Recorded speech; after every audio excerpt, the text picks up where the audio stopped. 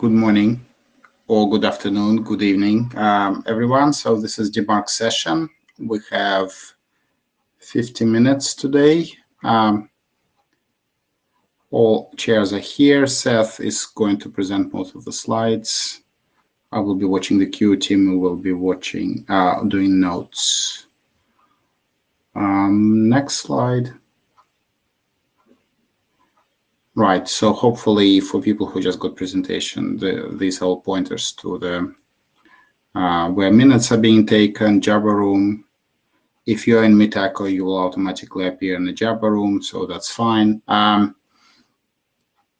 This session is being recorded, and we're using Mitaco, which is different from WebEx we used last time. People don't need to fill in blue sheets. They are automatically being generated from Mitaco.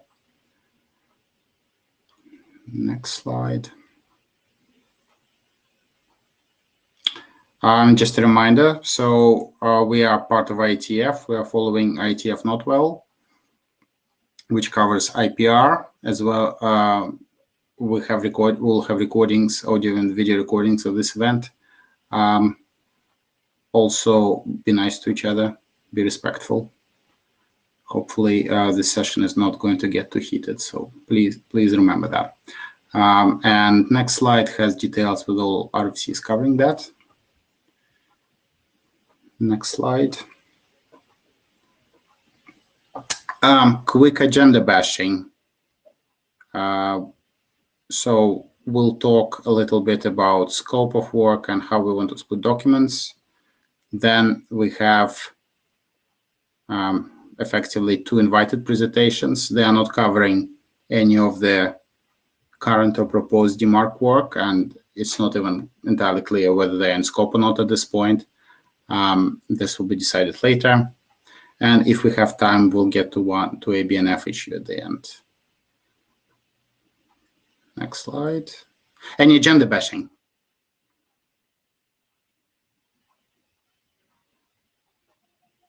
All right. Next slide. And then Seth, do you want to talk about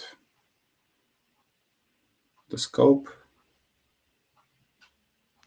So I'll try and keep this relatively concise. The DMARC working group's been chartered to go through 3 phases of work. First phase of work was actually to document interoperability issues caused by DMARC itself. That work was completed and published as RFC 7960. The second phase of work was to address indirect mail flow, basically figure out a way to handle what was documented in RFC 7960. What's been published is now RFC 8617. And actually some of what we're going to discuss today, the presentations from Dave Crocker and Murray, are actually other mechanisms potentially for handling indirect mail flow, which is a requirement for phase 3, which is to review and refine the DMARC specification and get to standards track. And so, Alessandro, if you could wait until we're done with the scope. And so the charter itself provides a pretty clear framework for what is in scope for phase 3. Right? We want to get to an IETF standards track document. Again, indirect mail flow being handled by DMARC is a must to get to standards track. But primarily the updates to the document are supposed to be based on operational experience and with a particular weighting to aggregated data from multiple sources, right? If a lot of people are saying this is the impact, then that's really what we're supposed to prioritize as a working group, and obviously to address any security loopholes that have been uncovered, right? And then further to preserve interoperability with the base DMARC installed to the greatest extent possible, and to have detailed justification if we're going to break backwards compatibility. The chairs are not looking to rewrite DMARC from scratch. We're not looking to relitigate why DMARC is important. The charter actually presupposes that DMARC is valuable. And so we can have conversations about that, but it is out of charter, and we need to be very careful here, and we need to progress this work in particular. And finally, we're not looking to expand the scope of DMARC, right? We don't want to go and address new things. We want to tighten up and move the document to standards track based upon operational experience. Alessandra, did you have a question at this point?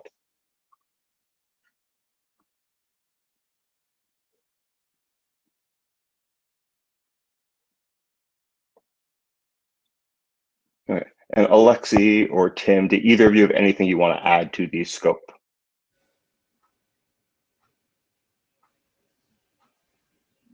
I think that's good.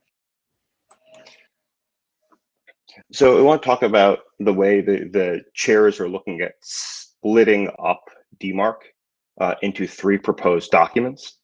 The first document will be the base specification.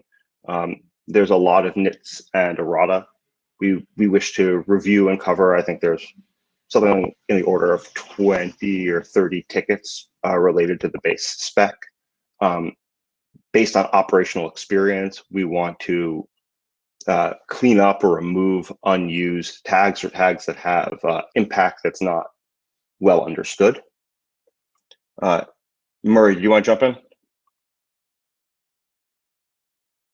Or are you just pressing buttons? No, you good. You can hear me now. Or it looks like it's sending. Yeah. So you're just saying on the base spec, if you're going to break OD, remove it from the base spec, are we talking about a possibly 4th document then? Potentially. We don't have consensus on what to do with this. Dave Crocker has a pretty extensive thread from when we put PSD through last call about how this should be looked at. And potentially removing OD from the base spec is actually part of the charter. And so this is deeply within scope, and is probably going to have a very healthy discussion on lists when we get there. Yep, that's fine. I'm just thinking ahead to putting milestones together. So thanks. You're welcome. Right. Further, right, we really want to, now that we better understand how DMARC is deployed, there were quite a few assumptions made in the early draft about who DMARC was relevant for and how it worked in the world, that we now have operational experience that are no longer correct. And so we need to address those deltas. And then finally, we need to incorporate ARC or something that deals with indirect mail flow. Dave, go ahead. Thank you. So maybe I missed it, but has this proposal been floated on the mailing list already? For how we're splitting up the base spec? Right. Not in this form yet, no. Okay, so this is the first time we're seeing this. Is there a rationale for this split, for why to do the split and why to do this split? That's actually exactly what we're talking through right now. And then we'll send this to the list as well. We've talked about these 3 buckets. We haven't gotten to the detail as to why. All right. Dave, some of it is because some of this might be revised quicker than others, so we want to be able to progress documents independently as well.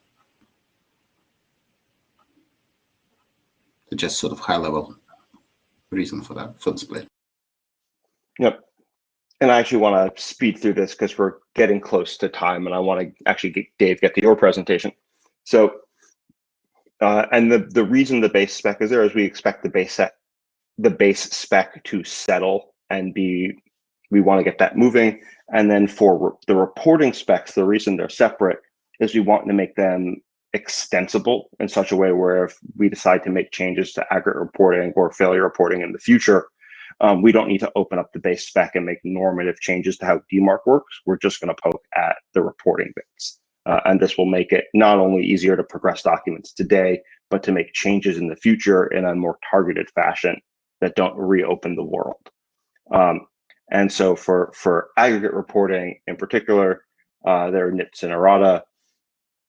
We want to provide a structured way for ARC or whatever indirect mail flow solution we have for the data to come back and to further make reporting more extensible. Jim?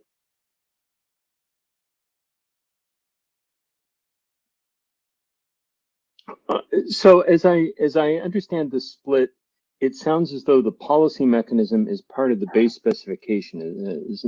Is that right? Yes. So if policy and alignment.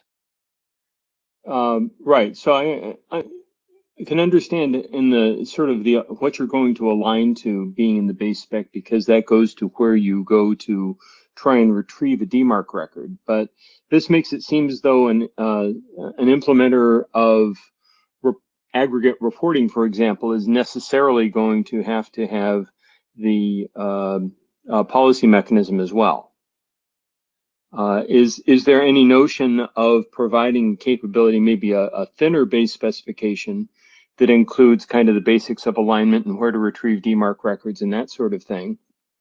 Separate that from policy and use that base specification to inform both policy and the two types of reporting. So we discussed that, and policy is actually very thin, and so it didn't make sense to do it separately. But if you have a strong opinion there, let's take it to the list. It's been discussed, and it was just considered simple enough to be part of the base spec. There's not a lot of variability or change in policy there. I do consider it to. We'll take it to the list because it's really the policy part of this that's causing operational problems, and I think it's better not to hold up the two types of reporting mechanisms to try and get policy not to cause damage. Yeah, but thanks. The point of DMARC is the policy. So the DMARC's a mechanism to supply your policy. So I think we have to tie that up, but let's take it to the list. Thank you. And Dave, and I want to get through the rest of this super quickly so we can get to your presentation. No, never mind. Okay. And Jim, you're still sharing your audio. Right. Yeah, how do I turn and then that just off? And then just to wrap up the final bit on failure reporting, there's been discussions of stripped down failure reports that just contain a few pieces of information, such as to and from headers, so people can identify who mail is from, so they can go get it authenticated without going into the larger PII morass that is a full failure report, and then to actually further document and discuss the privacy considerations inherent to failure reporting, but not the rest of DMARC. And so that's the proposed document structure. And since we've gotten a lot of questions, I think we're going to move right on to Dave. And I just want to reiterate, as Alexi said, that we haven't decided as chairs whether or not this document that Dave's presenting will be, or either document is, will be part of DMARC, but we believe the conversation is essential to the requirement that DMARC address indirect mail flow. And so with that, Dave, the floor is yours for, I believe, 20 minutes. Good morning. Oh, I guess I should do this also. Or we're not doing video? That's all right too. Never mind. Good morning. So the main goal of working group sessions, the quote unquote face-to-face ones like this, is to actually have substantial discussion. So I'll keep the summary super quick because everybody's already read everything and is completely familiar. The predicate to both of my proposals is based on the view that DMARC is built on top of a field that has conflated semantics. This goes back to what we did in RFC 733. At the time, it was perfectly reasonable and it worked okay for 45 years, but it conflates the handling creator with the content creator. And the reality is the sender field was supposed to be for the handling creator. DMARC enforces very, very tight controls between the domain owner, the content creator, and the email handler. As such, it really is more about the sender type of information than about the author type of information. But given that DMARC is installed and heavily used in some corners, trying to go back and make DMARC do things completely differently isn't going to work.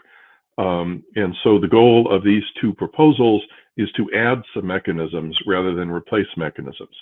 The author field simply creates a field that is purely the content creator and is not subject to the DMARC mechanisms.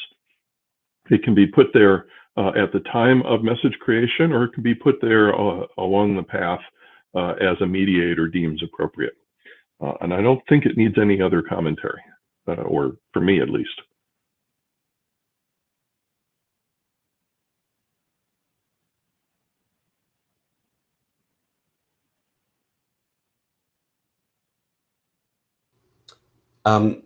So quick question, Dave. Do you see the two documents as completely independent? The working group could choose to do one, not the other, or are they a set? They're completely independent. I can imagine they're being complementary to each other, but that's not required. I love that answer. Thanks.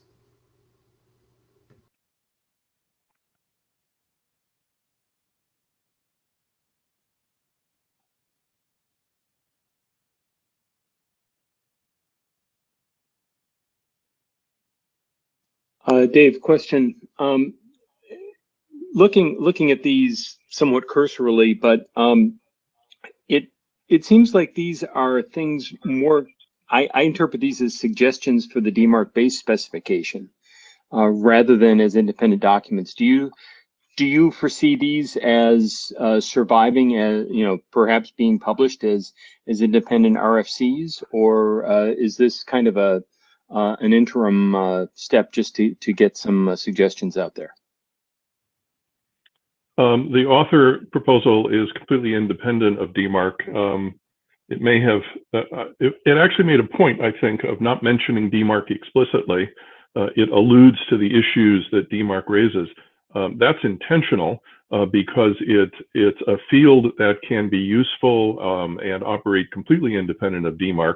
And in fact, I think it ought to be kept outside of DMARC. We'll get into the sender one when we get into the sender one. Thank you.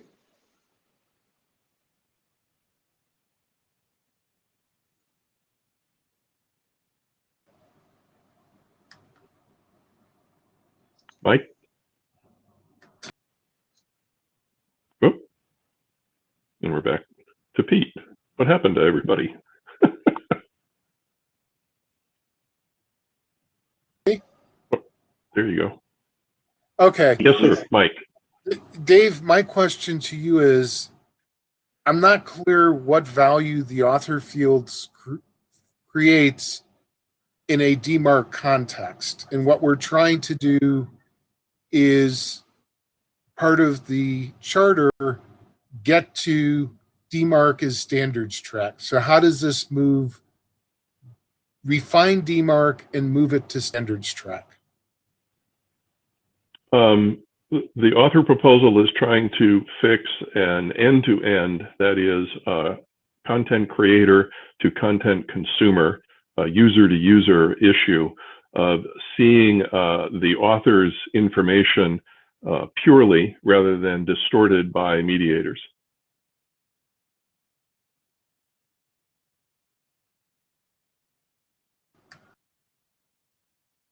And Mike, if I may, and Dave, correct me if I'm wrong, but the point here is if you actually have the author field, then mailing lists, SCGs can do whatever they want to the message, change the from, and you could still authenticate against the original handler. And that way we don't need the complexity of ARC, but it would need to be widely deployed to be effective. Is that roughly correct?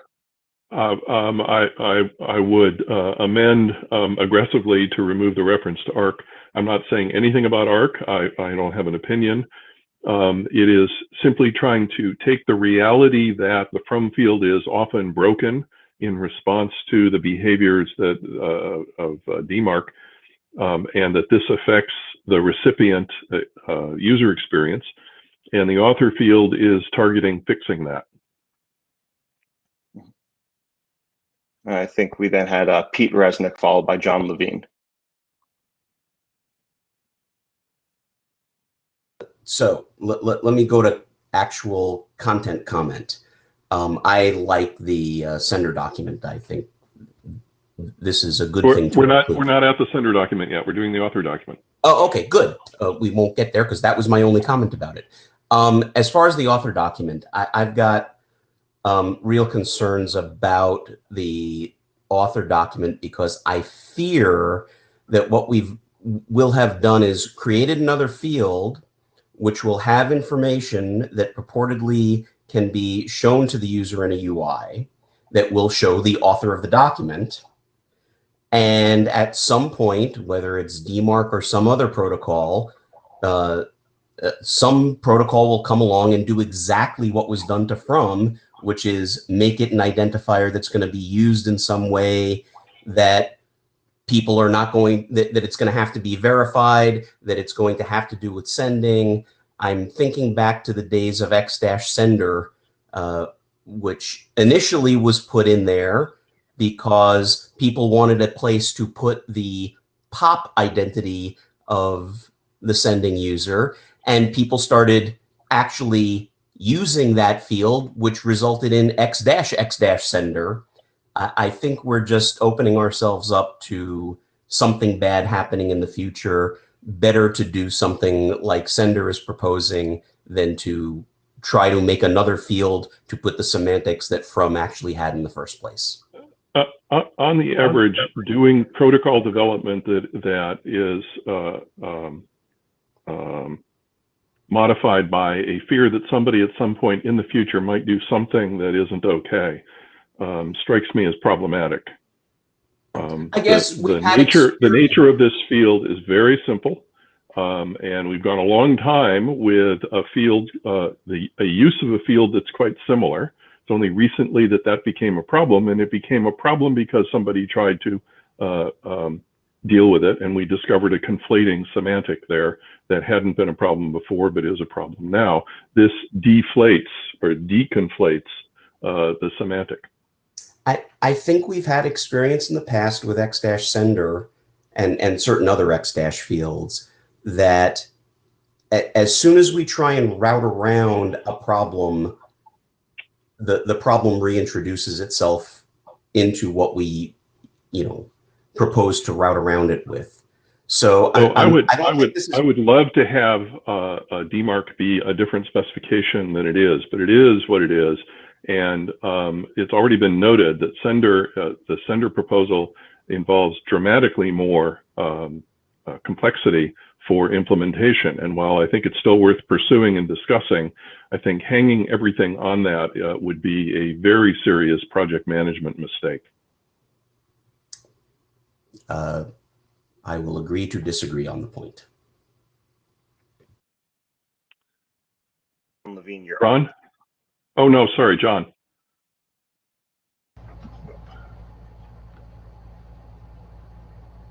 By the way, this mechanism is really interesting because it lets whoever's speaking actually see the cue. Yeah. So I hate to tell you, John, but that's not going to stop any of the pollution you're going to cause.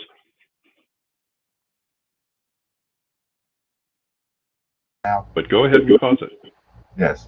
I have to ask, can you hear me now? Yes. Okay, thank you.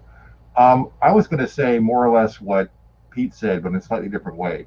And I have to push back on your comment about mechanism because the author field is not useful unless MUAs all come up with a way to display it, which is an enormous amount of implementation. And I don't see any reason to believe that anyone will actually do it. I mean, so I think this is a useful thought. You get rid of this. I think it is a useful thought experiment, but as I said in the Jabber chat, I would have called this really From because I am absolutely confident that it'll take about 10 seconds for somebody who considers himself to be a security expert to invent a rule that says, oh, if author is different from from, then it must be spam, which I realize totally misses and defeats the effect that you have in mind. And so we're going to end up with like sort of a rerun of what we had with SSL certificates. Well, originally we had locks, and the locks got debased. So then we have green locks. Now the green locks are debased and stuff. So while I think this is an interesting thought experiment, I can't imagine actually trying to push it forward because I don't think anybody would actually implement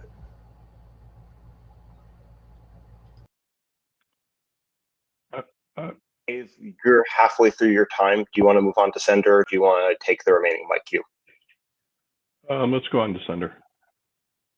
Okay. Michael, Braun, hold your thoughts to the end if we have time. Okay. Oh, I'm sorry. I was forgetting that there was already a queue. Why don't we drain the queue? Okay. That was there In that for case, this. Yep. Then Mike, you're up. Then Braun. I agree with John on this. I'm not sure that this actually creates value, because now, instead of one domain, now you have to validate two domains and understand if there's a conflict, which one the receiving entity keys on. The other issue I see is we don't have in the DMARC working group participants representing MUA providers. And if this is about displaying to the end user, those are the folks who really have the voice. For us to be telling them what they should do, how they should do it, is kind of like pushing on a rope. End of my comments.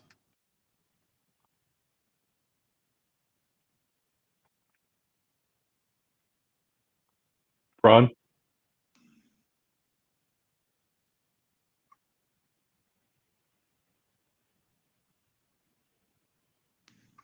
Braun, did you want to get back in the queue and comment on author? I was in the queue. Yes, you were. There you go. I'm in the queue now. Awesome. Yeah, I mean, I kind of do represent an MUA, I guess, in that we have the web-based interface. Certainly the issue here is that if it's possible for someone to fake details into there, they will. So it's just going to become, if this is what gets displayed instead of what's in the from field, then this is where the spammers are going to attack. And so you have all the same security considerations that you had for the from field in the first place, which is why it's being aligned and obfuscated and all of that. It may have some value. I'm not quite so negative on it as the others, because I think now that we have DMARC, now that we have a bunch of other stuff in place, you can give either an aligned value, or at least there is a confirmed it came from here. So you have the name and the existing email address, assuming the rest of the channel is clean, without needing to rewrite Braun Gondwana via list named something or other as the from address. So I'm not as negative on it as some of the others. I think there's some value, but I can also see that it would be attacked, so we'd have to be careful. So I think now we move on to the sender specification. Yeah, and then Alessandro, if you can save your comment to the end, because that was the end of that first queue. Go ahead, Dave. All right, so this one, the current version that I issued yesterday morning is significantly different from the previous one in its philosophy. The original philosophy was to try to have the alignment and a validation of the sender header field domain name be in preference to doing that for the from field. And so the mechanism was designed in a way to give it that precedence. Unfortunately, that creates a particular case with going to a receiving engine that is using the original DMARC and not the modified DMARC that doesn't support the sender. And that case doesn't really work, and there doesn't seem to be a way to fix that. And so the current version is changed to just add the sender field alignment and validation as a second mechanism, not in preference to. And the premise for why that's reasonable is the real work with this stuff is done in a filtering engine at the receiver. And filtering engines at receivers are already very complex beasts. And so they're going to do what they're going to do with a collection of information. So the goal here is to add one more data point for them to play with, rather than try to quote unquote fix DMARC. And that ought to make its adoption less critical path for anyone, and its use more incremental rather than possibly have unintended consequences. And I think that's all that's needed for the summary.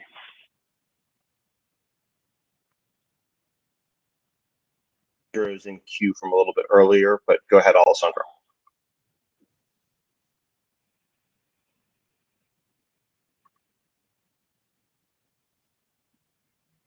Alessandro, go ahead. Hi. Hello, can you hear me?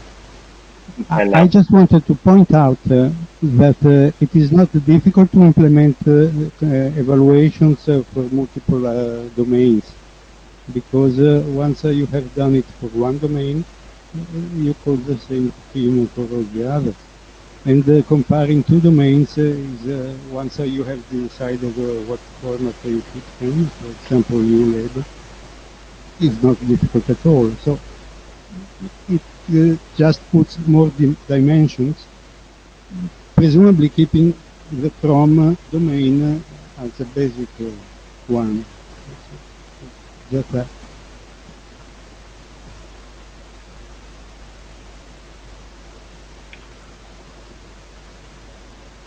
Thank you. Welcome. Anyone else? John?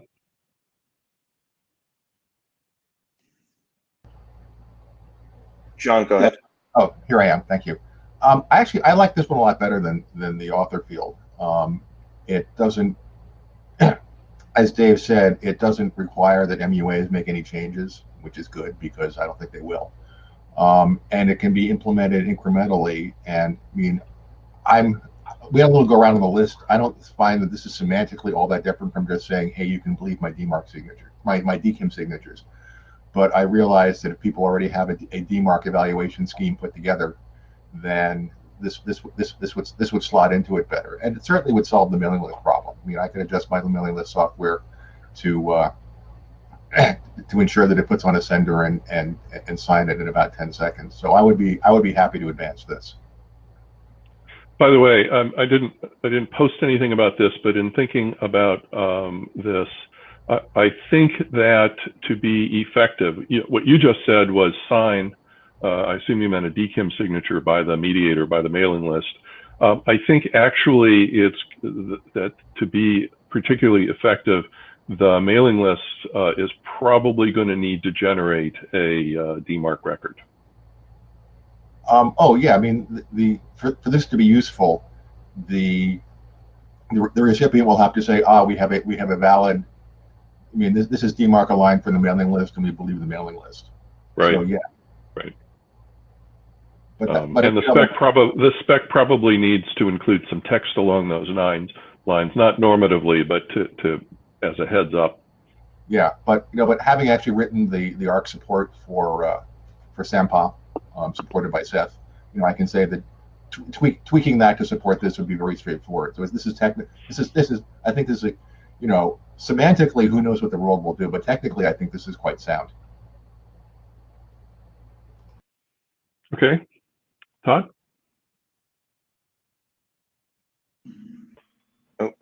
Todd, can you that yeah. There you go. Yeah. Go ahead. I don't see in the document how to handle conflicts in DMARC policy. For instance, if the sender domain and the from domain publish two different DMARC policies, and say DMARC mechanism check fails for the sender domain with a policy equal reject, well, the DMARC check for the from domain passes. What's the recommendation for handling there if you're making them equivalent? Yeah, there's no.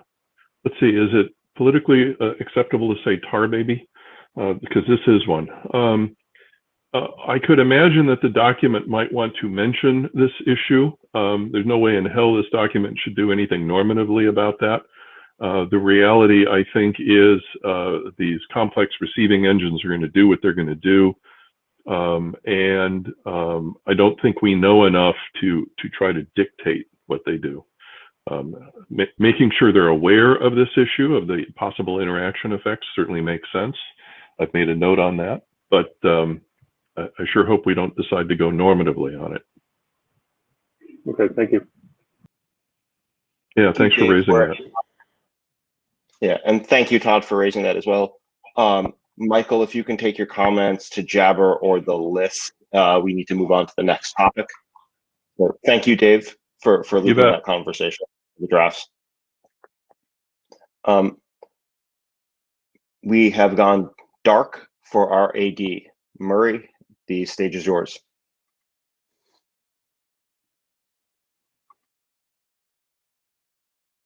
All right. So I'll make this as quick as possible. Next slide, please.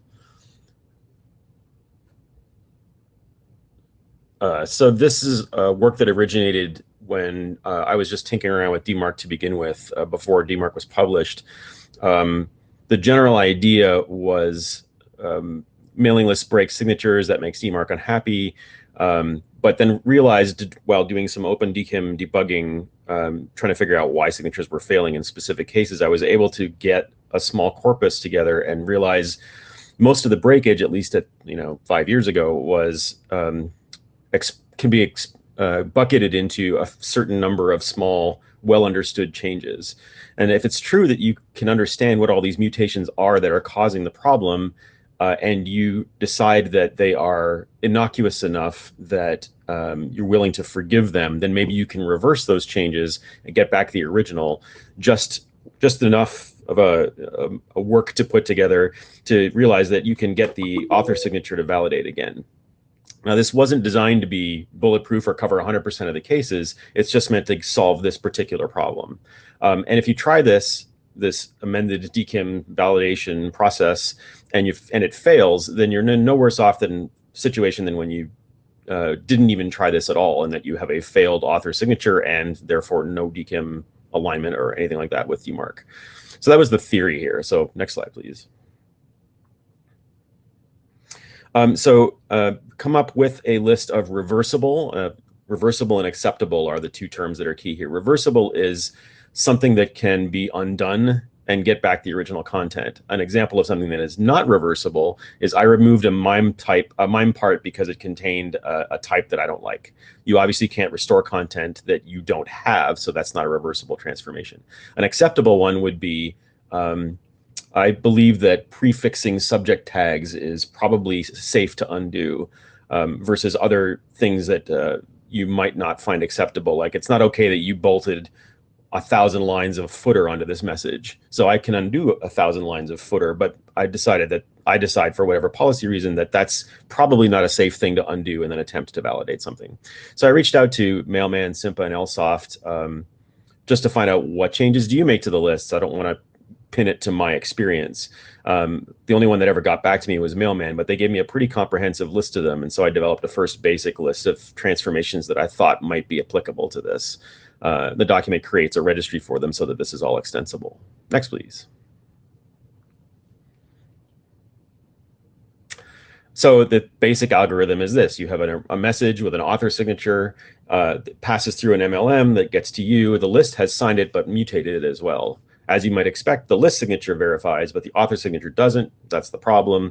But if L has a tag on it saying these are the transformations the list made, then in theory you can reverse them in the reverse order if they are reversible. And now you can get the author signature back, and you can treat this new message post MLM as if it had a valid author signature because you can complete DKIM on the original content. That's the operation of the process. Next, please. So the upsides to this are you don't need crypto and you don't need DNS because everything you need to know you have within the protocol itself. This is, I found in terms of implementation, and I know at least John disagreed, but this was very lightweight and simple compared to implementing ARC. The first set of proposed transformations, it's a very small list, are very well understood. The things to be worried about are that although you can do things like identify the subject tag, which is, semantically, you can just say anything in square brackets plus white space after it goes away. That's very easy. A 2- footer that you stuck on a message, that's very easy to get rid of. Rearranging MIME types, you get into a little bit of a problem because DKIM is sensitive to any changes. And if you happen to undo what you thought was a MIME transformation and your code doesn't exactly match where the curlifs went when the original, you're going to break the signature. The other point about this, and John correctly points out, this is kind of like the old L-tag problem with DKIM, in that someone could just bolt, like I said, 1,000 lines of footer onto something, claim, well, I added a footer, just remove that, and the bolted on content dominates the message, and now you have a signed, a piece of spam that can be validated as with the author signature. So it's kind of like L equals, you're sort of granting permission for potentially large mutations, and that's why I get back into acceptable. But now you have to have some kind of idea of what are the mutations you consider to be acceptable. So that is a problem with this proposal. Can't remember if I have another slide, but next. Nope. Okay. So that was the idea. Braun.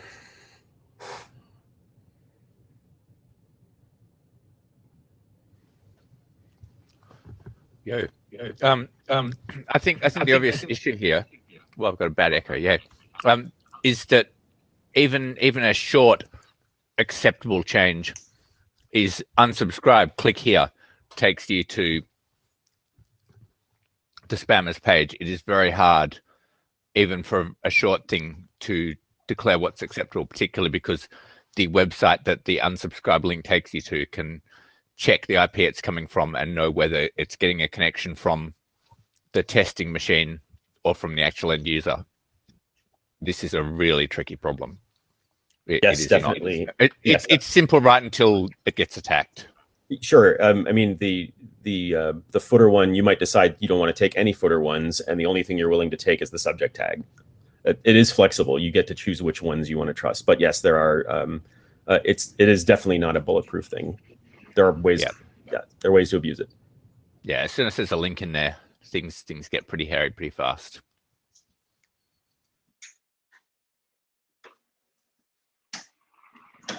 Jim's next. Thanks.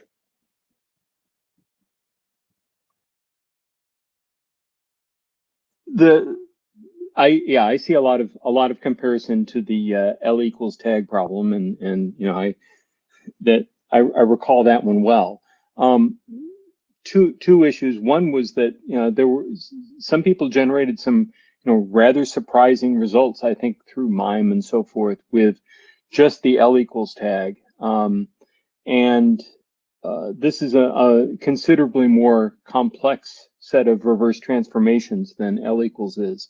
So I'm a little bit concerned. This is going to have to be thoroughly vetted to make sure that there aren't some vulnerabilities in the reverse transformation. The other is, and just this is more of a question, is the intent here that the recipient would still receive the message in its original form, or is the intent that in some cases the recipient would receive in its modified form, or would they sometimes receive it in the original form? Because if they receive it in the modified form, the whole issue of branding and so forth, that the originating domain kind of owns the content is brought into question. Yeah, that came up before too, and that is an interesting one. This is probably not. What's the right way I want to say this? You could substitute the MLM's version of it with the author version of it, since you were able to recover the author version of it if you decide that any of the transformations might have been dangerous. I don't know that that's necessarily a good idea, though. That's certainly going to be another thing you would need to vet for. Is that a wise thing to do? Is that I don't know, I lack the better term, but a moral thing to do? I don't know. Thanks. John? I have kind of one and a half comments here, one of which I made on the list. One is the whole idea of acceptable, I think, makes this very problematic because, I mean, for all of its complexity, ARC gives you a well-defined result, whereas here the result is, well, that we managed to undo the transformations, but now we have this ill-defined policy blob over here that has to decide whether the transformations were good or we're acceptable or not. Which means that even if you do this, you know, you're going to send the same piece of mail to four different people, and just with this particular tweak to DKIM, you're going to get 4 different results because they're going to have 4 different policies. The other thing is that it is my ill-informed belief that the transformations that mail packages make have gotten more complicated, particularly as their MIME processing has gotten more sophisticated. So while I realize it is not fair to ask Murray to do more work, I wish we had a more recent set of mail to see what sort of transformations they do. I mean, because like my mailing list, like typically plug in a MIME type at the front of the message with a disclaimer, which is really hard to unwind. You know, so it might turn out that when you apply this to modern mail from places other than Mailman, that it doesn't unwind enough changes to be useful. Yeah, absolutely. Like I said, this was based on work I did 5 years ago, and just the list of transformations that Mailman told me about, what, a month and a half ago, was more complicated. And you're relying at that point on sort of every MIME management library to do everything exactly the same way, like the right line breaks between out of the boundary and other things, to always sort of follow the same pattern, and everybody to agree on how that should be canonical. So yeah, it is a reach. Yeah, that sounds like a serious battle. Yep. Thanks, Mike. I'm kind of conflicted about your proposal, Murray. On the one hand, I think it's interesting, but on the other hand, I think what we need is some running code and some senders and receivers and intermediaries to test it. So kind of experimental before we really push forward on it. That's okay, Mike. I'm also conflicted about it.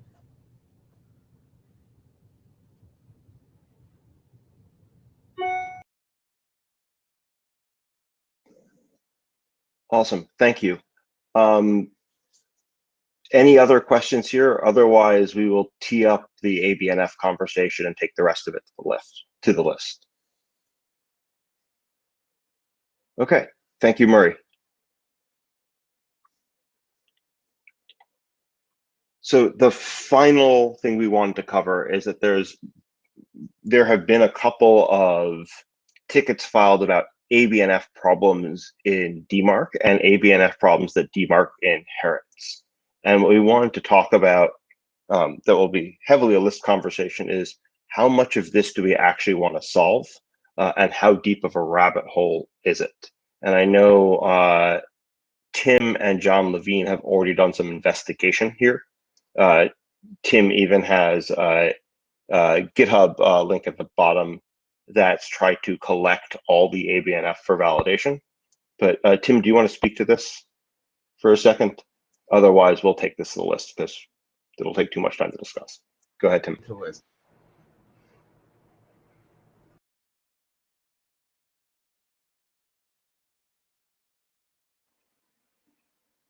Tim, were you going to talk about it at all?